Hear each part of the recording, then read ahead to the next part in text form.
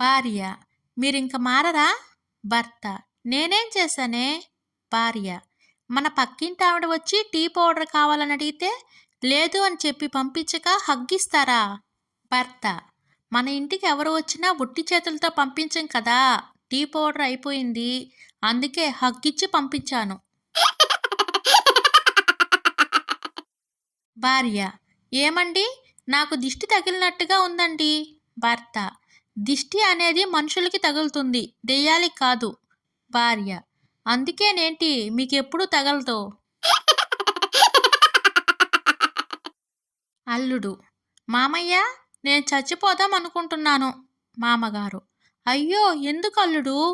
అల్లుడు: నీ కూతుర్ని నాకిచ్చి కట్టబెట్టి నా గొంతు కోసావు, నన్ను చిత్రహింసలు పెడుతుంది మామయ్య. మామగారు: ఏంటి, ఆ మాత్రానికే చచ్చిపోతావా? అల్లుడు: చి, దీనమ్మ జీవితం, జీవితాంతం నాకు మనశ్శాంతి అనేదే ఉండదు మామయ్య, అందుకే నేను చచ్చిపోదామనుకుంటూ ఉన్నాను.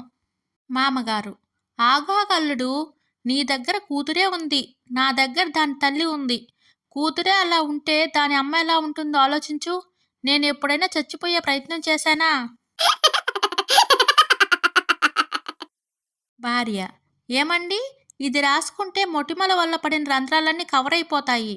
భర్త: అవునా, ఏంటి అది? భార్య: సిమెంట్ అండి.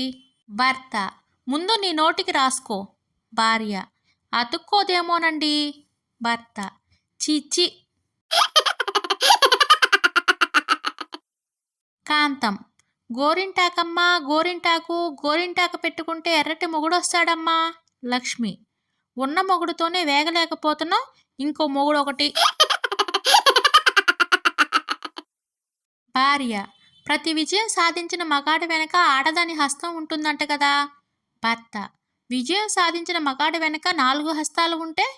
భార్య: అప్పుడు విజయం సాధించిన మగాడ స్టోరీ నేరాలు ఘోరాలలో వస్తుంది. భార్య: ఏంటండి అలా చూస్తూ ఉండిపోయారు, పడుకోండి. భర్త: హాస్పిటల్లో ఉన్నాం కదా, నాకు నిద్ర రావడం లేదు. భార్య: గంటకు ఒకసారి నర్సు వచ్చి ఇంజెక్షన్ చేస్తే నీకు నిద్ర ఎలా వస్తుంది? భర్త: ఏమే, అమ్మ ఫోన్ చేసింది. భార్య: నాకు తలనొప్పిగా ఉంది, మీరు మాట్లాడండి. భర్త: అత్తయ్య, మీ అమ్మాయికి తలనొప్పిగా ఉందంట, తర్వాత ఫోన్ చేయండి. భార్య: ఏంటి, మా అమ్మనా? నాకు తలనొప్పి లేదు, గిలనొప్పి లేదు, ఫోన్ ఇటు ఇవ్వండి. భర్త: ఆహా. భార్య: ఏమండి, ఈరోజు నేను వండిన కూర ఎలా ఉంది? భర్త: నా ముఖంలాగా ఉంది. భార్య: ఓర్ని, మరీ అంత చండాలంగా ఉందా?